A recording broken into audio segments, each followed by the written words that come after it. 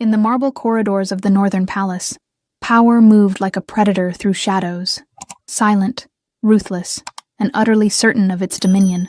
For 23 years, Prince Alaric had walked these halls believing himself untouchable, his birthright a shield against consequence, and his royal blood a license for cruelty. The servants who cleaned his chambers, the guards who bowed in his presence, the Omega maids who scurried like frightened mice when he passed, all were beneath his notice, except when they served his pleasure or absorbed his rage. Elmira had learned to make herself invisible in these corridors, to move through her duties with the ghostly efficiency of someone who understood that survival meant avoiding attention at all costs. As an Omega with no pack, no protector, and no voice that anyone cared to hear, she had accepted that her role was to endure whatever cruelty the powerful chose to inflict, to absorb their anger like a stone accepts rain, silently, completely, and without complaint. She had been taught that this was the natural order.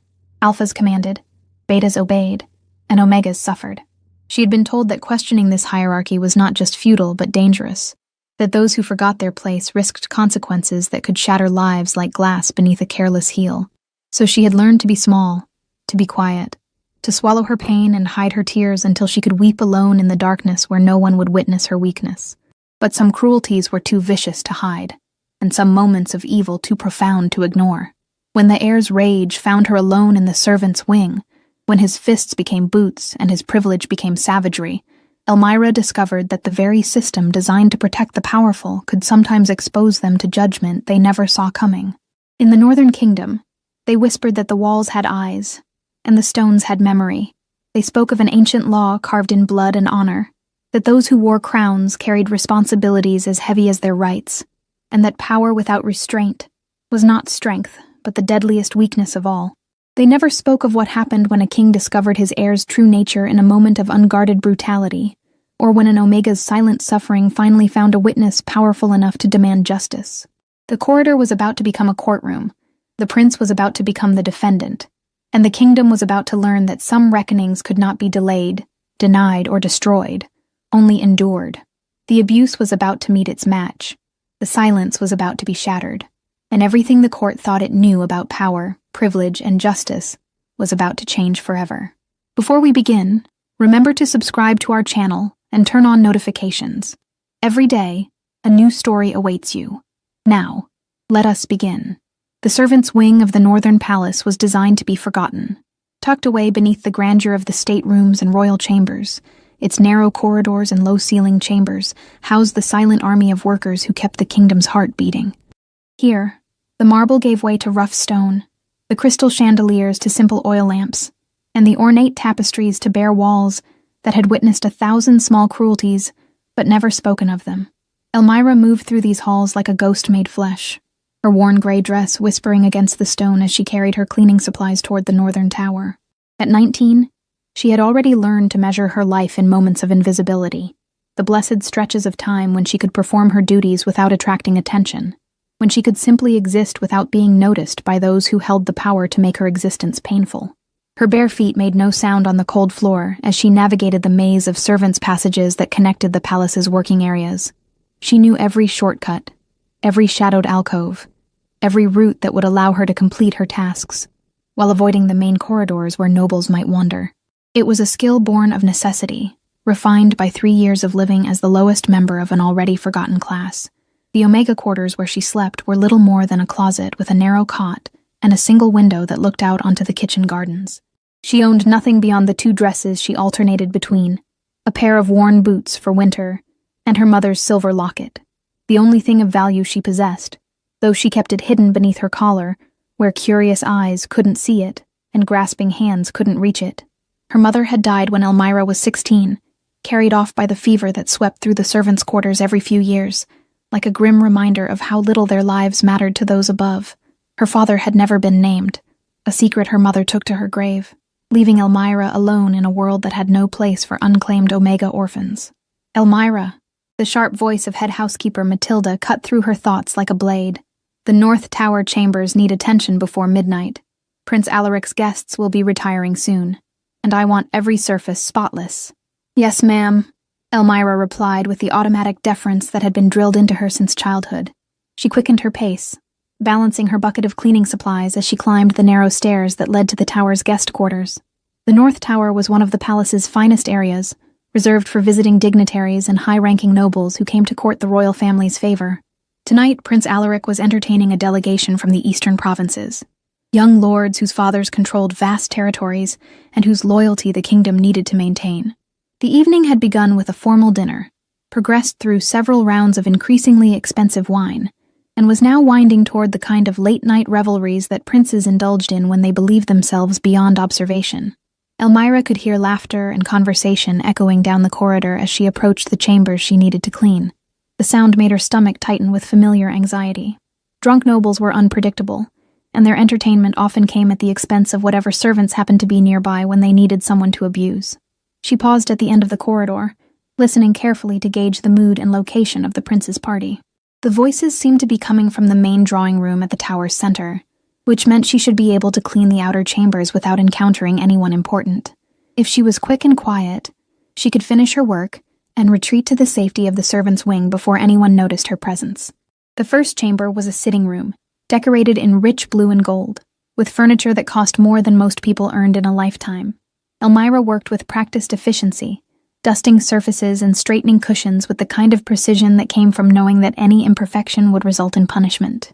She had learned to see dirt and disorder that others missed, to anticipate criticism before it could be voiced. As she worked, she tried not to think about the conversation she had overheard in the kitchens that morning, worried whispers among the older servants about increased tensions between the royal family and their noble supporters, about rumors of unrest in the outer provinces, about the possibility of changes to the palace hierarchy that might make life even more precarious for those at the bottom. The second chamber was a bedroom with windows that looked out over the palace gardens. Moonlight streamed through the glass, illuminating tapestries that depicted hunting scenes and battle victories. Elmira moved carefully around the ornate furniture, her movements automatic and silent as years of practice had taught her. She was reaching to dust a high shelf when the door behind her slammed open with enough force to rattle the windows. The sound startled her so badly that she nearly dropped her cleaning cloth, and she spun around to see Prince Alaric standing in the doorway with an expression of cold fury that made her blood freeze in her veins. Prince Alaric Ravencroft was everything that royal breeding programs were designed to produce. Tall, powerfully built, with the kind of classical features that painters immortalized in formal portraits. His dark hair was perfectly styled despite the evening's festivities, and his clothing bore the subtle marks of wealth and privilege that distinguished true nobility from mere pretenders. But it was his eyes that marked him as dangerous, pale blue like winter ice, holding intelligence and cruelty in equal measure. At 23, he had never been denied anything he truly wanted, never been forced to accept responsibility for his actions, never been taught that power carried obligations as well as privileges. He moved through the world with the casual arrogance of someone who had been told since birth that he was destined for greatness, and he had learned to take that greatness wherever he found it, regardless of who might be harmed in the process. "You," he said, his voice carrying the kind of quiet menace that made wise people step very carefully. "Turn around." Elmira immediately lowered her eyes and turned to face the wall, her hands clasping her cleaning cloth so tightly that her knuckles went white. This was the protocol she had been taught. Submit immediately, avoid eye contact, give no excuse for escalated anger. "Do you know why I'm here?" Prince Alaric asked, his footsteps moving closer across the stone floor. "No, Your Highness," Elmira whispered, her voice barely audible. "I'm here because one of my guests mentioned that his wine glass had water spots on it during dinner," the prince said conversationally. Water spots. On crystal that should have been perfect. Elmira's stomach dropped as she realized what was happening. Someone had made a mistake. Perhaps in the kitchens, perhaps in the serving, perhaps simply in the prince's perception. And now she would pay the price for it. It didn't matter whether she had been responsible for the specific failing. She was Omega. She was available, and she was powerless to defend herself. "I'm sorry, Your Highness," she said, the words coming automatically. "It won't happen again." "No," Prince Alaric agreed, his voice taking on a tone of satisfied anticipation. "It won't." The first blow caught her across the shoulders, delivered with the casual efficiency of someone who had perfected the art of causing pain without leaving marks that would attract unwanted attention. Elmira stumbled forward but managed to keep her feet, biting down hard on her tongue to prevent any sound of pain from escaping. "Clumsy?" the prince observed clinically. "Do you know what happens to clumsy servants in this palace?" Before she could answer, his foot connected with her ribs with enough force to drive the air from her lungs. This time she did fall, hitting the stone floor hard enough to send shockwaves through her already aching body. "Please, Your Highness," she managed to gasp, though she knew begging would only encourage him. "I'll be more careful. Will you?" Prince Alaric circled her slowly, like a predator contemplating the best way to finish wounded prey. "I wonder, perhaps you need a lesson that will help you remember your place." His boot caught her in the stomach this time, a precise blow that sent waves of nausea through her system. Elmira curled into a protective ball, trying to shield her vital organs while presenting as small a target as possible.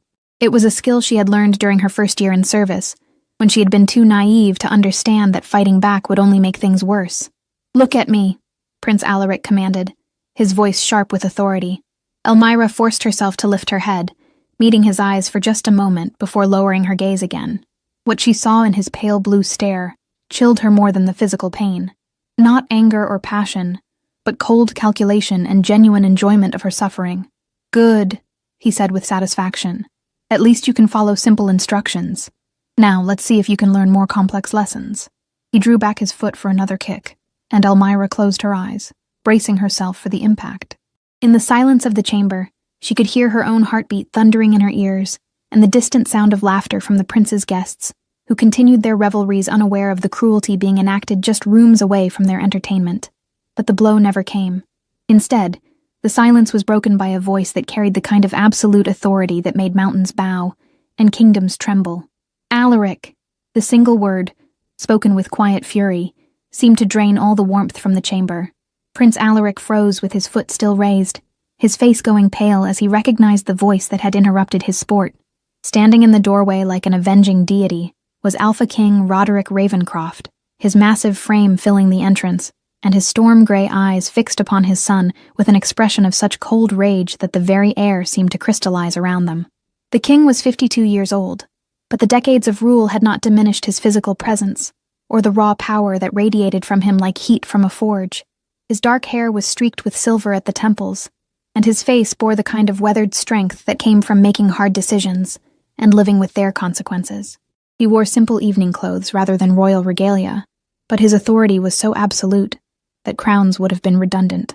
"Father," Prince Alaric said, his voice tight with surprise and growing fear, "I was that is, there was a problem with the service tonight, and You were kicking an Omega who couldn't fight back," the king interrupted, his voice carrying the kind of quiet menace that preceded earthquakes. "In my palace, under my roof, while she performed the duties I assigned to her." The corridor outside the chamber had fallen silent as the king's presence was recognized by the guards and servants who worked these halls. Word would already be spreading through the palace's network of whispered communication. The Alpha King had caught his heir in an act of casual cruelty, and the consequences would ripple through the entire hierarchy. "She made a mistake," Prince Alaric protested, though his voice lacked conviction. The service tonight was perfect," Alpha King Roderick said with deadly calm. "I know, because I pay attention to such things. Unlike some, I don't rely on imagined slights to justify my entertainment." He stepped into the chamber, his presence seeming to make the spacious room feel suddenly cramped. Elmira, still curled on the floor, found herself caught between the two most powerful men in the kingdom, her pain and fear temporarily forgotten in the face of this unprecedented confrontation. "Get up," the king said to her, his voice gentling slightly, though it still carried unmistakable command. "Slowly. Are you badly injured?"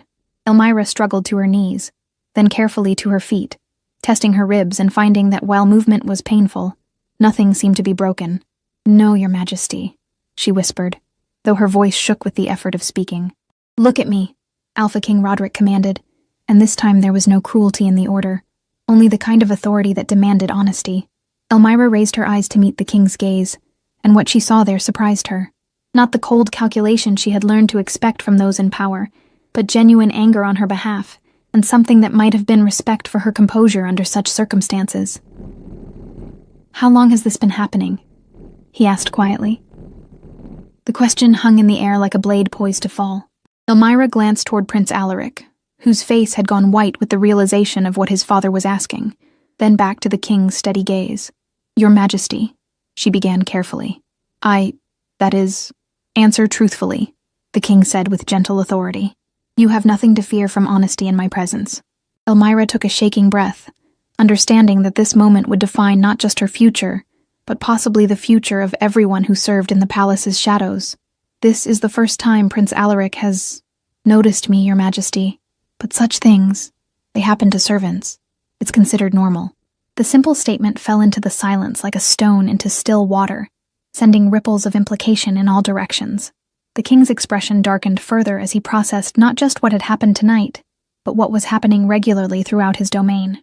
Normal, he repeated, the word carrying enough disgust to poison the air. Beating servants is considered normal in my palace. Father, Prince Alaric said desperately, you don't understand the pressures of leadership, the need to maintain discipline. I understand, Alpha King Roderick interrupted with terrible calm, that my son believes leadership means terrorizing those too weak to defend themselves. I understand that the heir to my throne considers cruelty to be entertainment and abuse to be discipline.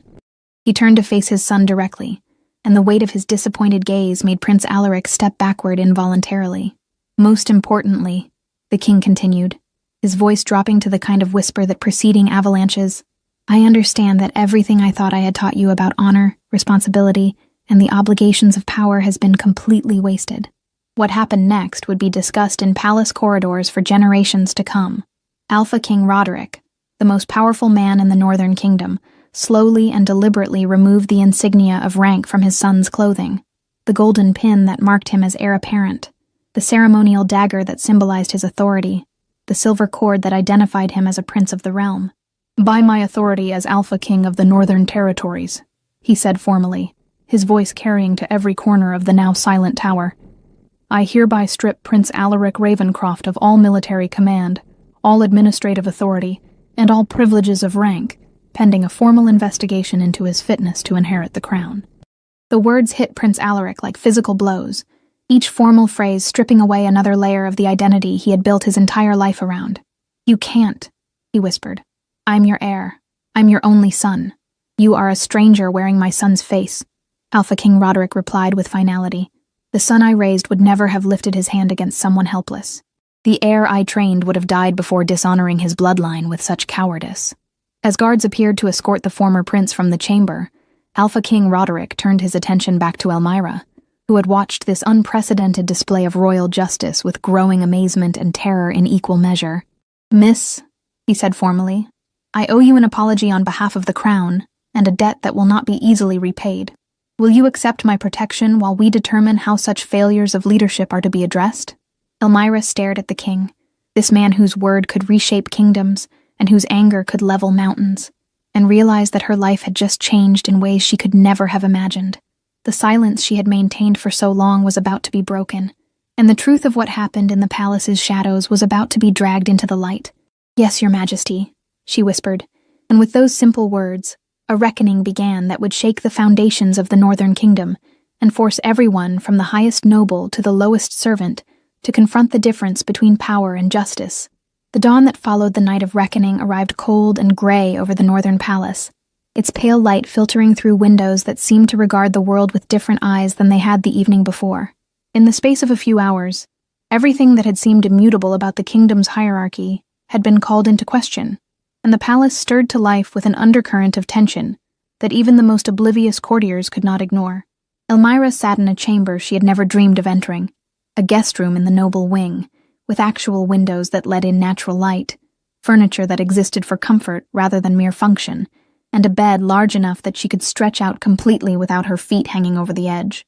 The royal physician had examined her injuries the night before, declaring them painful, but not serious, and prescribed rest that she was finding impossible to achieve. Every sound in the corridor outside made her start.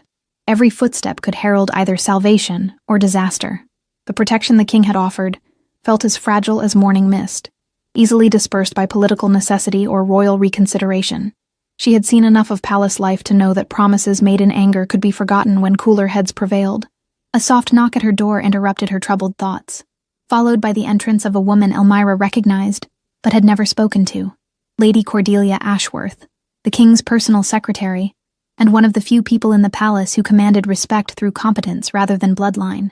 Lady Cordelia was perhaps 40 years old, with steel-gray hair pulled back in a practical style, and intelligent brown eyes that missed very little of what went on around her. She had served 3 generations of the royal family and was rumored to know more about governing the kingdom than most of the official advisors. "Miss Elmira," she said with a courtesy that would have been unthinkable just days ago, "His Majesty has requested your presence in his private study. Are you feeling well enough to attend him?" "Yes, my lady," Elmira replied, rising carefully from her chair and testing her balance. The bruises on her ribs pulled with each movement, but she was functional. That is, what should I expect?" Lady Cordelia's expression softened slightly as she recognized the genuine fear behind the question. "His Majesty wishes to speak with you about last night's events and their implications for the palace's governance. You will find him fair but thorough in his inquiries. He is not a man who makes decisions lightly, particularly when they concern justice." As they walked through corridors that Elmira had only glimpsed before, Lady Cordelia maintained a steady stream of quiet instruction about palace protocols, proper forms of address, and what to expect from an audience with the king. But beneath the practical guidance, Elmira sensed something else, a careful assessment that suggested her future was being evaluated by someone whose opinion might prove crucial. "Tell me," Lady Cordelia said as they approached the royal wing, "how long have you worked in the palace?" 3 years, my lady," Elmira replied, automatically falling into the deferential tone that 3 years of service had ingrained in her. "Since my mother's death. And in those 3 years, have you observed other incidents similar to what occurred last night?" The question was asked casually, but Elmira sensed the weight behind it. This was not idle curiosity, but information gathering of the most serious kind. "Yes, my lady," she said carefully. Not necessarily from Prince Alaric himself, but from others. It's considered normal, as I told His Majesty." "Normal," Lady Cordelia repeated with distaste. "Yes, I'm beginning to understand the scope of the problem we're facing. The king's investigation will be quite thorough, I believe." They paused outside massive oak doors that bore the royal coat of arms, flanked by guards whose expressions suggested they had heard about the previous night's events, and were still processing their implications.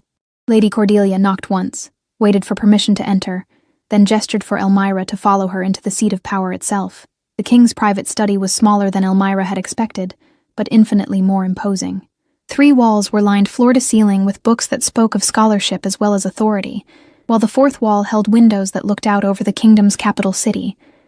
A massive desk dominated the center of the room, its surface covered with documents that represented the complex business of governing a realm.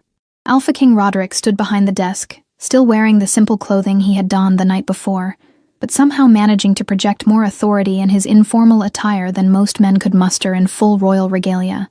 His storm-gray eyes fixed on Elmira as she entered, and she found herself surprised by the absence of the cold calculation she had learned to expect from powerful men.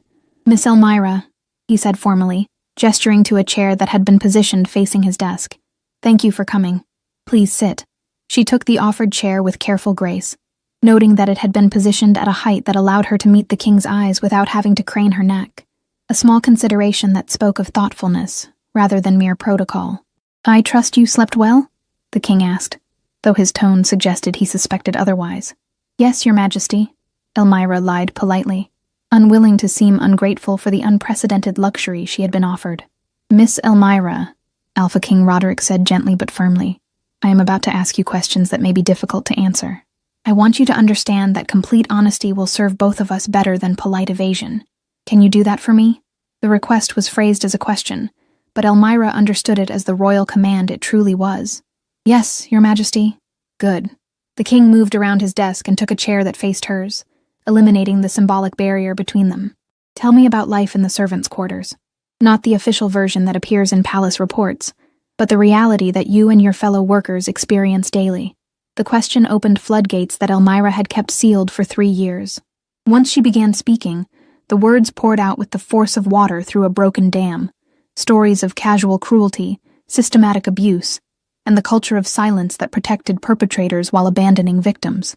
She spoke of servants who disappeared after attracting the wrong kind of attention, of injuries that were never reported because reporting them would only result in worse punishment, of the unwritten rules that governed survival in the palace's forgotten corners. Alpha King Roderick listened without interruption, his face growing increasingly grim as the scope of the problem became clear. When Elmira finally fell silent, emotionally exhausted by the recitation of horrors she had kept hidden for so long, he sat in contemplation for several moments before speaking. How many servants are we talking about? He asked finally. Nearly 200 in the palace itself, Your Majesty, Elmira replied. Perhaps half again that number in the immediate grounds and royal facilities throughout the capital. And how many of them have experienced or witnessed the kind of abuse you've described? Elmira considered the question carefully. Most of us, Your Majesty.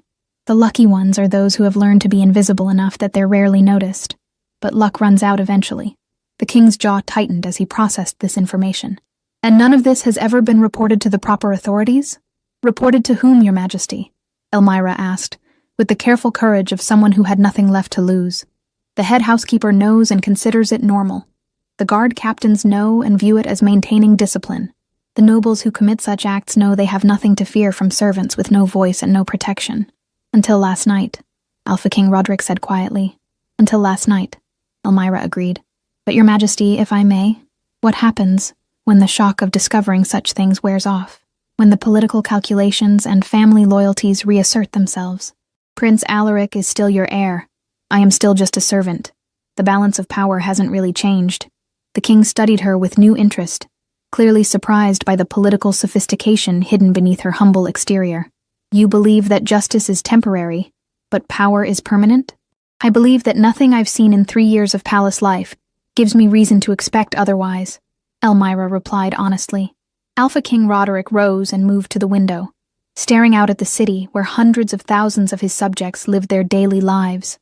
Miss Elmira, he said without turning around, what would you say if I told you that last night's events have forced me to confront the possibility that my son is fundamentally unfit to inherit the crown? The question struck Elmira like a physical blow.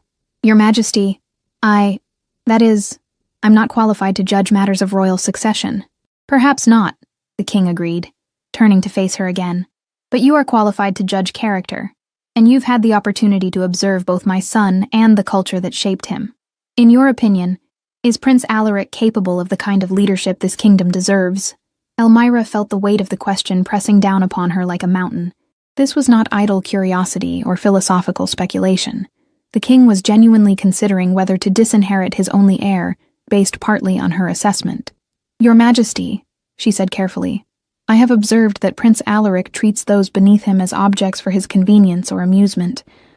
I have seen that he considers cruelty to be entertainment and power to be permission for any behavior he chooses.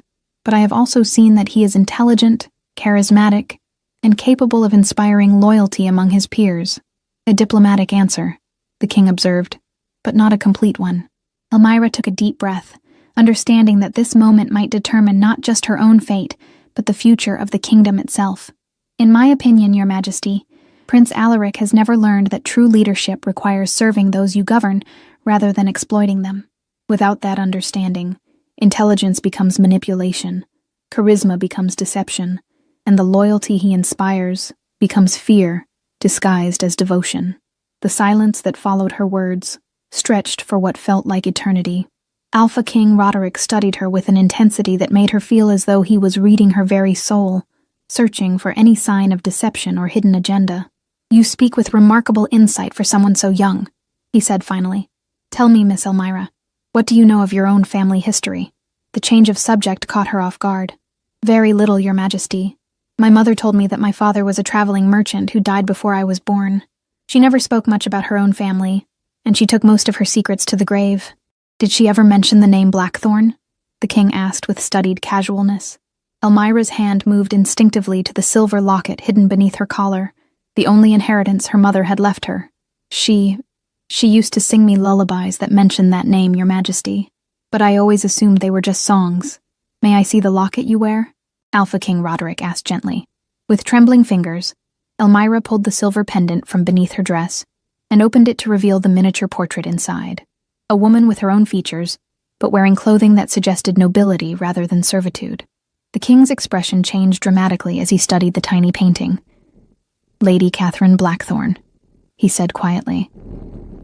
Your grandmother, unless I'm very much mistaken. Your Majesty? Elmira whispered, not daring to believe what his words seemed to imply. The Blackthorn family served this crown with distinction for 5 generations, Alpha King Roderick explained. Lady Catherine was my father's trusted advisor, and one of the most intelligent women of her generation. She disappeared 30 years ago under mysterious circumstances, along with her daughter. Your mother, I believe. The revelation hit Elmira like lightning, illuminating connections she had never suspected, and raising questions she had never thought to ask. But why? Why would they disappear? And why was I never told? Because, the king said with growing anger that was clearly not directed at her. Someone wanted to ensure that Lady Catherine's granddaughter grew up as a powerless servant rather than a nobleman's heir. Someone wanted to guarantee that the Blackthorn bloodline would never again pose a threat to their own political ambitions. As the implications of what he was telling her began to sink in, Elmira realized that the previous night's events had been about far more than a prince's cruelty or a king's justice.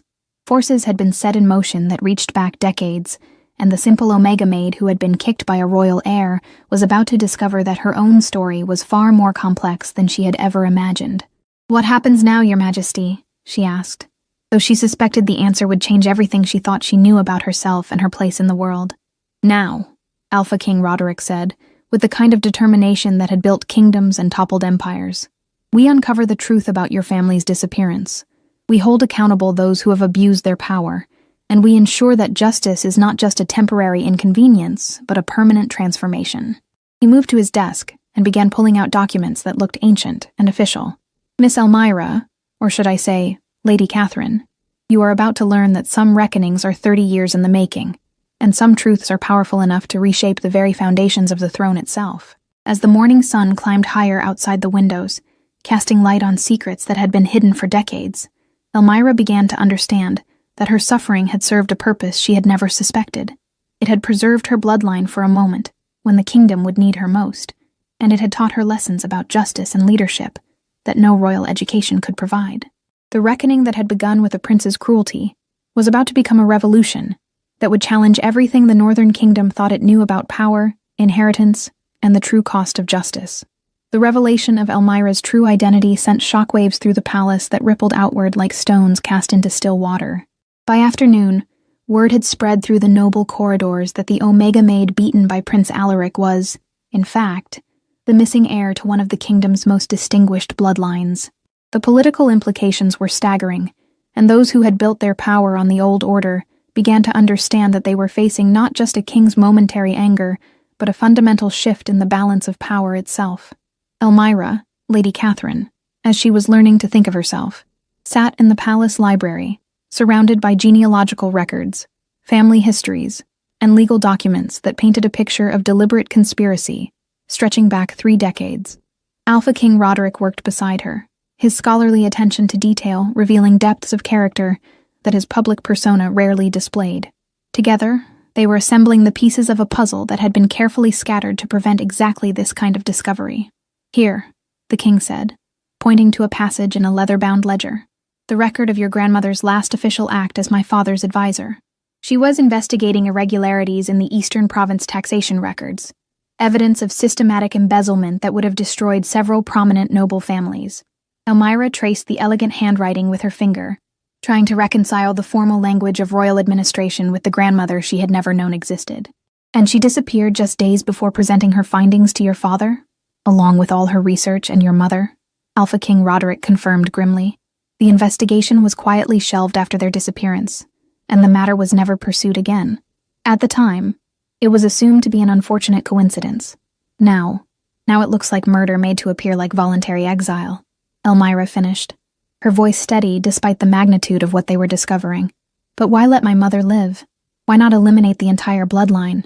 The king was quiet for several moments, studying documents with the intensity of a scholar solving an ancient riddle. "Because," he said finally, "your mother was pregnant when they disappeared. The conspirators couldn't risk killing a pregnant woman. Even corrupt nobles have their limits. But they could ensure that her child grew up powerless and ignorant of her true heritage." The pieces were falling into place with terrible clarity. Someone with access to royal records and significant influence had orchestrated not just the disappearance of the Blackthorn family, but the systematic suppression of any investigation into their fate. Someone who had benefited enormously from the silence that followed, who had risen to positions of greater authority in the vacuum left by Lady Catherine's removal.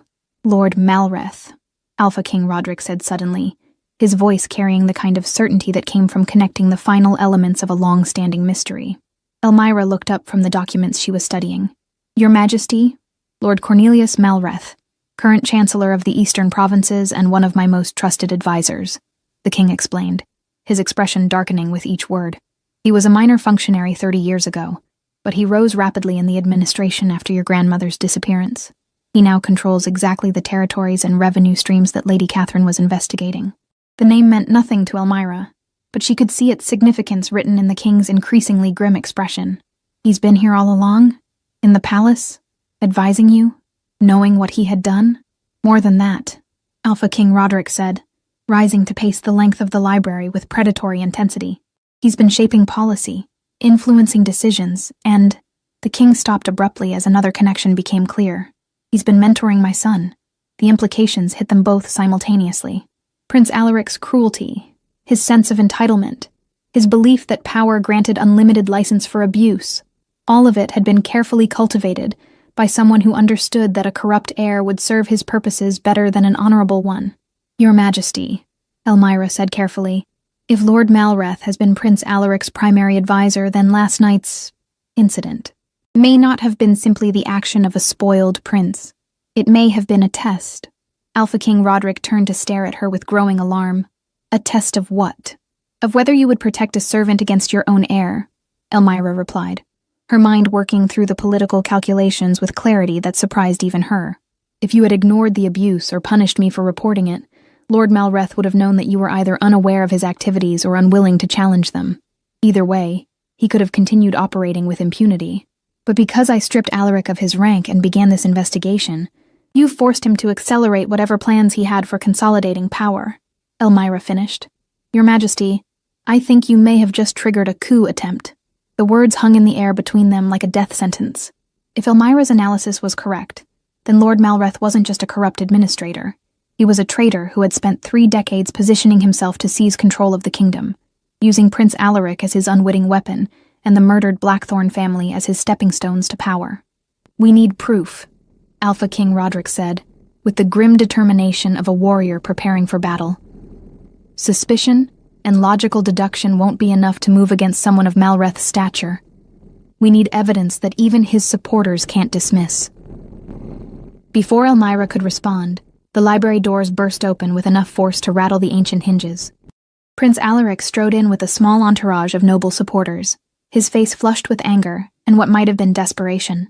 The former heir had clearly not spent the night quietly accepting his fall from grace. Father, Prince Alaric said without preamble, his voice tight with barely controlled emotion, I demand an explanation for this madness. You've stripped me of rank based on the word of a servant, the word of Lady Catherine Blackthorn, rightful heir to one of this kingdom's most distinguished bloodlines. Alpha King Roderick interrupted with deadly calm. And you are no longer in a position to demand anything from me. The correction struck Prince Alaric like a physical blow. He turned to stare at Elmira, with an expression that cycled through disbelief, rage, and something approaching fear as the political implications became clear to him. That's impossible, he said, though his voice lacked conviction. She's a servant, a nobody. She can't just become nobility because you will it so. She was always nobility, the king replied evenly. She was simply prevented from claiming her birthright by those who found her powerlessness convenient. Behind Prince Alaric, Elmira could see the faces of his supporters processing this revelation and beginning to calculate how it might affect their own positions.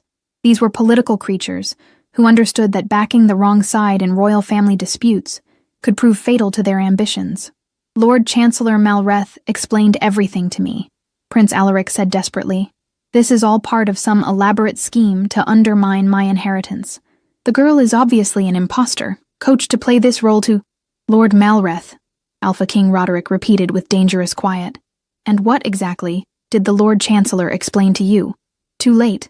Prince Alaric seemed to realize he had said more than he intended. His face went pale as he understood that he had just connected himself directly to the man who was rapidly becoming the primary suspect in a decades-old conspiracy. He simply helped me understand the political pressures you might be facing. Prince Alaric backtracked frantically. The need to appear decisive in the face of criticism about palace discipline. But the damage was done. Alpha King Roderick's expression had shifted from disappointment in his son to something far more dangerous, recognition of betrayal, and the cold fury of a king discovering that his heir had been compromised by his enemies. "Remove him from my sight," the king commanded the guards, who had followed Prince Alaric into the library, "and summon Lord Malreth immediately. Tell him his counsel is urgently required on matters of royal succession." As Prince Alaric was escorted from the library, no longer with the deference due to an heir, but with the firm efficiency used for potential threats, Elmira found herself alone with the king and the terrible knowledge that they were about to face the man responsible for her family's destruction. "Your Majesty," she said quietly, "what if he refuses to come?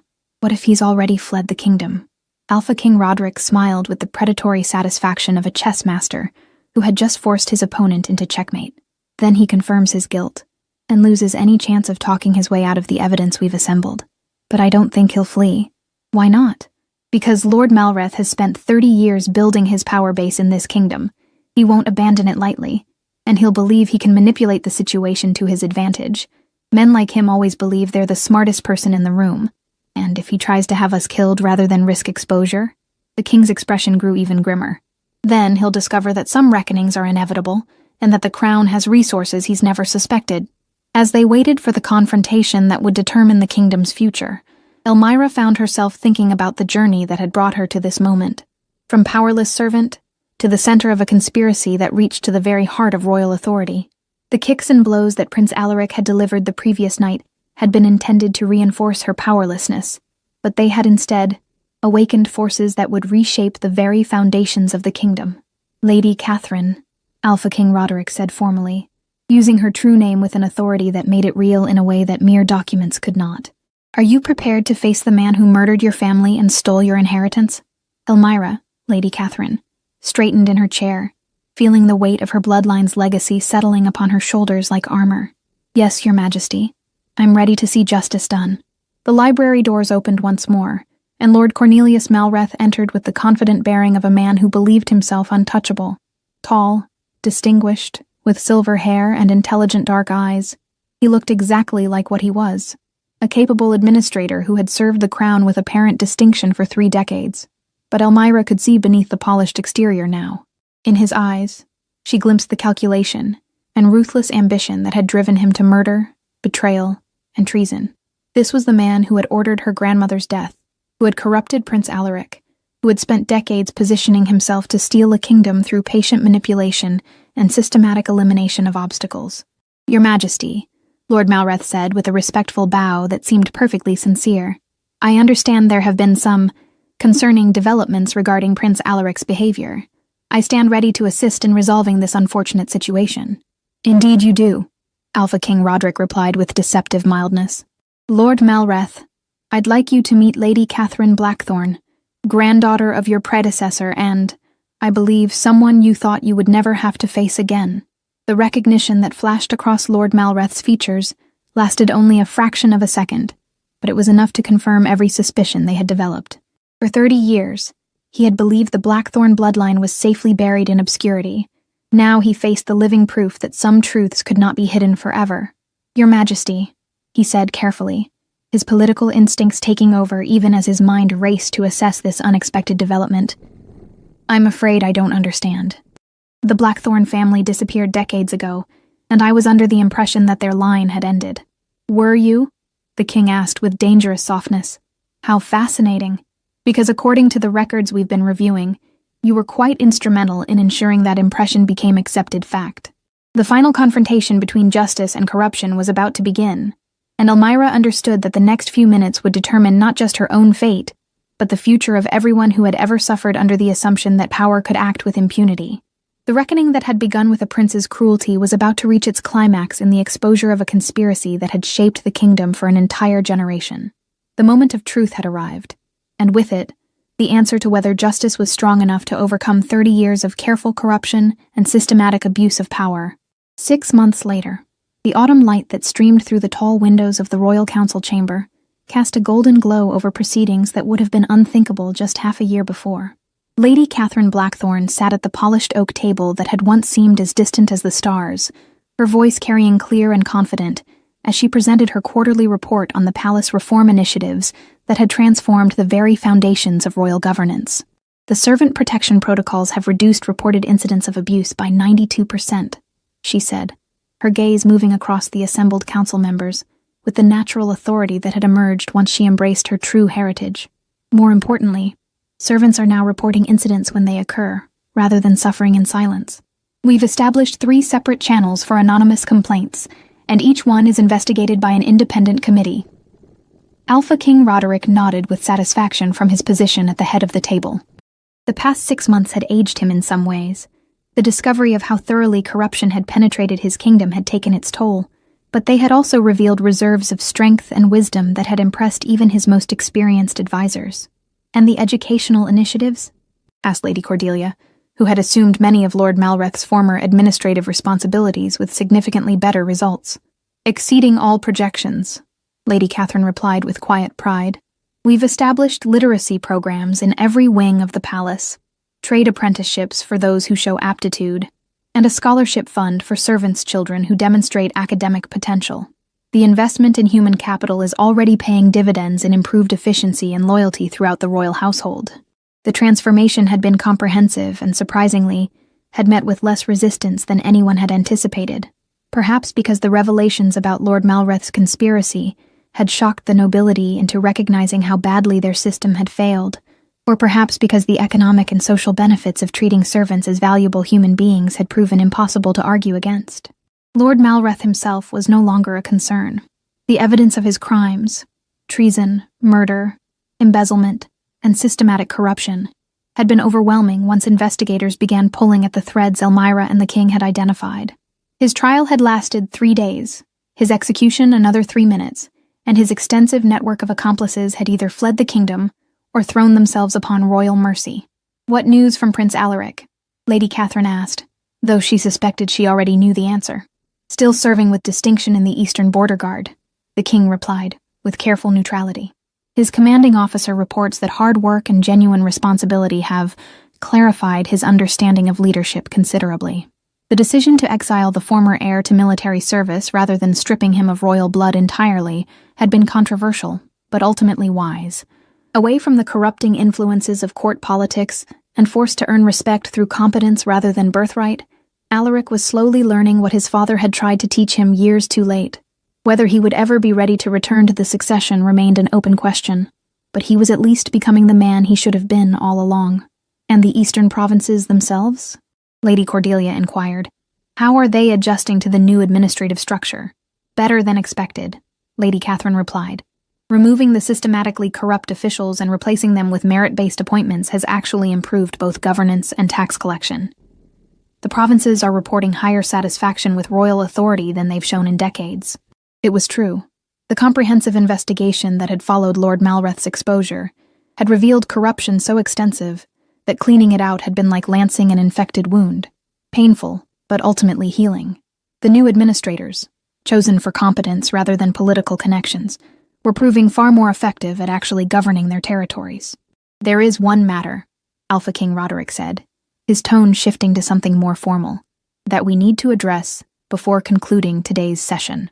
He rose from his chair and moved to a window that looked out over the palace gardens, where servants now worked with the dignity of valued employees, rather than the fearful efficiency of potential victims. Lady Catherine, he said without turning around, you have exceeded every expectation in your role as special advisor for administrative reform. Your bloodline gifts for understanding people and systems have proven invaluable to the Crown's efforts to govern more effectively and justly. Thank you, Your Majesty, Lady Catherine replied, though she sensed there was more coming. Which is why, the king continued, turning to face her with an expression of paternal warmth mixed with royal authority, I am formally offering you a permanent position in the royal family, not as an advisor or administrator, but as my adopted daughter and heir apparent to the throne. The silence that followed was profound. Lady Catherine stared at the king with an expression that cycled through shock, wonder, and something approaching fear as the implications of what he was offering became clear. Your Majesty, she said carefully, I am deeply honored, but surely Prince Alaric may yet prove himself worthy of forgiveness and eventual restoration, Alpha King Roderick interrupted gently. But the kingdom cannot wait for possibilities when it needs certainties. You have demonstrated the character, wisdom, and competence necessary to rule justly and effectively. More importantly, you understand what it means to serve those you govern rather than exploit them. Lady Catherine rose from her chair, her mind racing through the personal and political ramifications of such an unprecedented offer. To go from powerless servant to heir apparent in 6 months would be remarkable enough, but to do so while maintaining the respect and support of both nobles and commoners was something else entirely. "The nobles will accept this?" she asked. "The nobles will accept it because they've seen the alternative," Lady Cordelia observed dryly. "Corruption, rebellion, economic decline, and social unrest. Your reforms have made their own lives more prosperous and secure. They're not about to argue with success. And the people? The people already see you as their champion," the king said with a smile. "The servant who stood up to a prince and brought justice to the kingdom. Your coronation would be the most popular royal celebration in living memory." Lady Catherine moved to the window herself, looking out at the transformed palace grounds where her life had changed so dramatically. In the distance she could see servants tending gardens with the pride of skilled craftsmen, children playing games that included laughter rather than fear, and guards whose presence protected rather than intimidated. "If I accept," she said quietly, "what happens to the reforms we've implemented? What guarantee is there that future rulers won't simply revert to the old ways?" "You make them part of the kingdom's fundamental law," Alpha King Roderick replied. "Constitutional protections that can't be changed by royal whim or political expediency. Rights that belong to all citizens regardless of their station. A legal framework that ensures justice isn't dependent on the personal character of individual rulers." The vision he described was ambitious beyond anything the kingdom had ever attempted. A true transformation from absolute monarchy to constitutional governance, with protections for the powerless built into the very structure of royal authority. It would take years to implement properly, Lady Catherine mused. "Decades," the king agreed. "Which is why the kingdom needs a ruler who understands both the destination and the journey, who has personally experienced both powerlessness and power, who knows the difference between authority earned and authority inherited." Lady Catherine was quiet for several minutes, contemplating the weight of what was being offered and what it would cost to accept. Finally, she turned back to face the assembled council, her expression resolute with decision. "I accept," she said formally, "on the condition that the constitutional protections Your Majesty described become my first priority as heir apparent. I want legal guarantees that no servant will ever again suffer abuse in silence, that power comes with accountability, and that justice is stronger than privilege."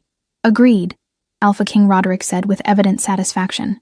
"Lady Catherine Blackthorne, I name you Crown Princess of the Northern Territories and my chosen heir, with all the rights, responsibilities, and authority that title entails."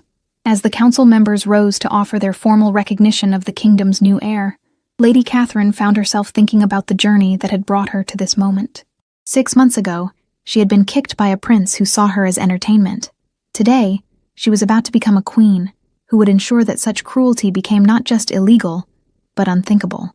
The transformation had cost much: Prince Alaric's inheritance, Lord Malreth's life, the comfortable assumptions that had governed the kingdom for generations, but it had purchased something invaluable.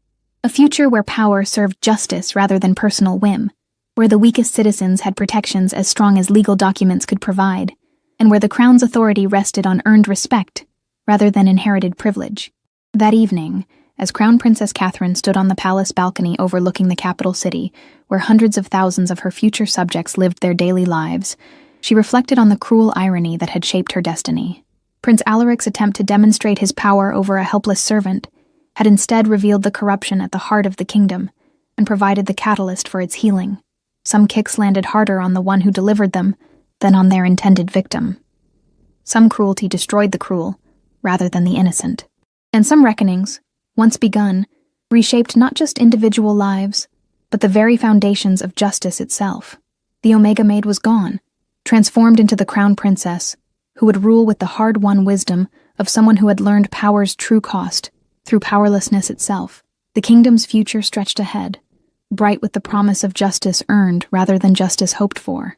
And in the servants' quarters below, children slept safely for the first time in generations, protected by laws that had been written in their defense and enforced by a crown that finally understood the difference between ruling over subjects and serving citizens.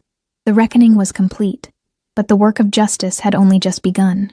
If you enjoyed this story, a like or comment really helps. And if you wish to hear more tales like this one, make sure you subscribe so you never miss the next tale.